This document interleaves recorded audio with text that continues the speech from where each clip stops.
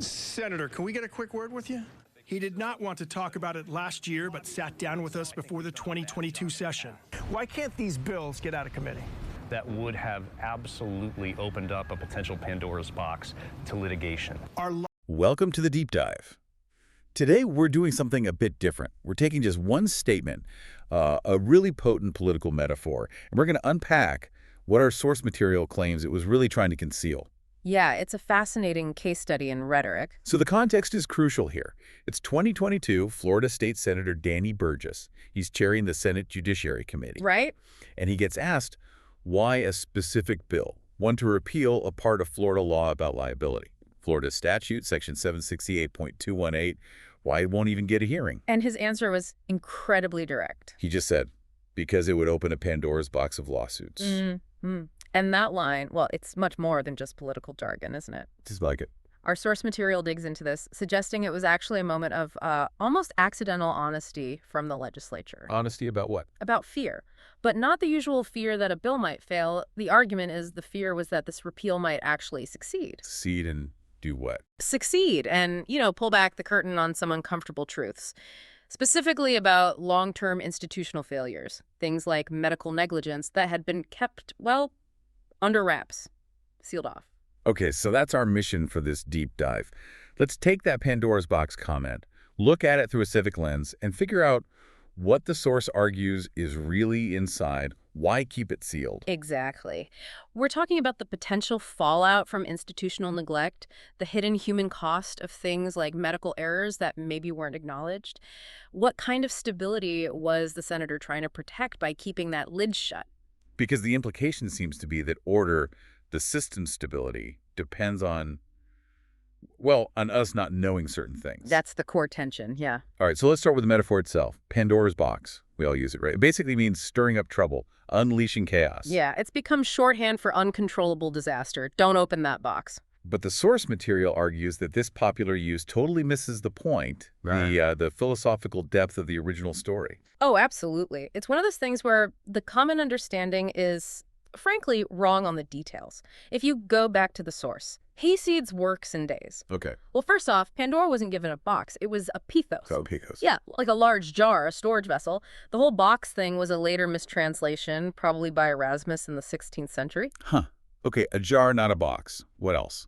So Zeus gives Pandora the sealed jar as a sort of deceptive gift to humanity. She opens it, and out fly all the evils.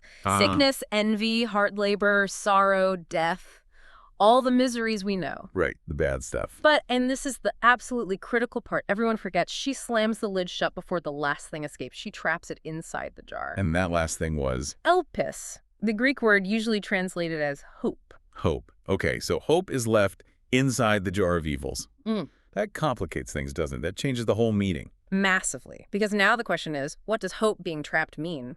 Is it good or bad that it didn't get out with the rest? Right. What are the interpretations there? I imagine philosophers had a field day with this. They did. The most common sort of optimistic view is that hope remaining is humanity's consolation prize. Disaster struck, but hey, at least we still have hope. A silver lining. Sort of. But then you get thinkers like Nietzsche. Ah, Nietzsche. I bet he had a cheerful take. Not exactly. He argued hope being trapped was actually the worst evil of all. How so? Because for Nietzsche, hope is a torment. It's this illusion that keeps us suffering. It prevents us from confronting the grim reality of our situation because we're always expecting things to get better. It just prolongs the agony, basically. It's a false cure that keeps the illness going. Wow, okay, so hope is the ultimate cruel trick. Keep the humans miserable, but thinking relief is coming. That's the Nietzschean angle. So you've got these competing ideas. Is hope trapped inside a blessing or a curse? Was the jar shut to keep a final evil in or to preserve the only potential for recovery inside? And which view does our source material lean towards for this political analysis? It leans towards the more dominant, perhaps more constructive view, that hope represents the capacity for renewal. The idea that even after disaster, the potential to rebuild, to learn, to correct, that remains. So the story isn't just don't open the jar. It's more like facing the bad stuff is necessary, it's painful, but something essential survives it. Exactly. Confrontation leads to understanding, even if it unleashes problems. Hope in this sense is the capacity to endure that process and find a way forward. Okay, that really reframes the senator's comment then. If the original myth is about confronting evils but retaining hope for renewal, what happens when a politician uses it to mean, let's not confront this? Well, now we bring it back to Florida in 2022. Yeah, let's apply that lens. What does the source argue Senator Burgess was really doing by invoking Pandora's box? The analysis suggests it was a deliberate rhetorical move, a deflection. It wasn't about assessing the actual danger of the lawsuits. It was expressing a fear of the consequences that might follow those lawsuits. Consequences like? Like accountability, like having to publicly reckon with past failures. The source argues this phrasing effectively reduced real human suffering. Families grieving loved ones potentially lost to medical negligence into a bureaucratic problem and inconvenience for the judicial system. That's a pretty strong claim about his intent. But couldn't there be a legitimate concern about, say, overwhelming the courts, preventing frivolous lawsuits? Is the source maybe being a bit uncharitable? That's a fair question, but the source pushes back on that, arguing the focus isn't on frivolous claims. The fear, it suggests, is about valid claims. The fear is accountability itself. By saying don't open the box, the implication, according to this analysis, is that the truth itself is the danger, that exposing potential past negligence would somehow destroy the system. Which flips the roles, doesn't it? Suddenly the government isn't protecting the people, it's protecting itself from the people's potentially valid grievances. Yeah. Precisely.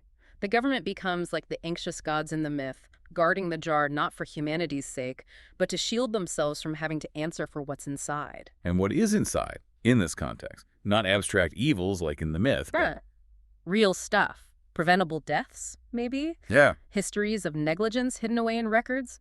The erosion of public trust when people feel they can't get answers or accountability? That's what the source claims is in this Pandora's box. So the argument is that keeping the lid shut isn't preserving order, it's preserving ignorance. Yes. And in a republic, a system supposedly based on reason and the consent of the governed, that kind of enforced ignorance is argued to be incredibly damaging. More destabilizing in the long run, perhaps, than the lawsuits themselves. Okay, let's talk about that cost, the civic cost of keeping the lid on. What happens to a society when legitimate grievances are essentially told we can't even talk about this? Well, the source suggests it creates this accumulating pressure beneath the surface. Every time negligence isn't acknowledged, every time a family feels stonewalled, every time bureaucracy seems to prioritize protecting itself over finding truth, it builds up. Like a hidden fault line. Exactly. And a government that starts fearing transparency, that treats truth like it's some kind of dangerous contaminant, that government starts losing its legitimacy. Citizens lose faith. It really becomes a test then. Can our system, our republic, handle the truth about its own flaws? Or does it need to hide them to survive? That's the fundamental question the source raises. Hiding failures might give you the appearance of stability for a while, but it sacrifices integrity. It makes me think of John Locke. Wasn't there a quote in the source about the purpose of law? Yes, the end of law is not to abolish or restrain, but to preserve and enlarge freedom. Right, and the irony here, according to the source, is pretty stark. Extremely. By refusing to confront potential negligence through the legal process, the very process designed for redress in the name of preserving order, you actually risk creating more disorder down the line. People lose faith in the system meant to help them. So the lawsuits themselves, the Pandora's box the senator feared, the source argues we should see them differently. Completely differently. Not as a plague or chaos, but as a sign the system is actually trying to correct itself. The lawsuits would be the visible measure, as the source puts it, of a system correcting decades of neglect. A painful correction, maybe, but a necessary one. Necessary for renewal. And the source argues that if this metaphorical box were opened, the focus would eventually shift from just litigation to actual prevention. How so? What would that look like? Well, things like implementing much better, more transparent reporting standards for medical errors, creating stronger peer review processes that actually catch problems before they harm multiple people. And maybe mandatory disclosure, telling patients when things go wrong. Exactly. Mandatory disclosure of adverse events. These aren't punishments necessarily. The source frames them as instruments of rebuilding trust, of renewal. So it's moving from a culture of concealment, driven by fear of lawsuits, to a culture of correction, driven by transparency. That's the argument. The state, or any institution really, has to accept that facing its failures isn't the end of the world. It's actually the starting point for regaining genuine public confidence. Okay, so bringing this all together as we wrap up, Mm. the core takeaway from the source seems to be that accountability isn't the enemy of order. It's actually its foundation. Mm-hmm. And that hope, that elpis from the myth, it isn't just a passive feeling we cling to after disaster. It's the active capacity to face the suffering, face the truth, and still believe things can be made right. It requires action then, confrontation. Yeah.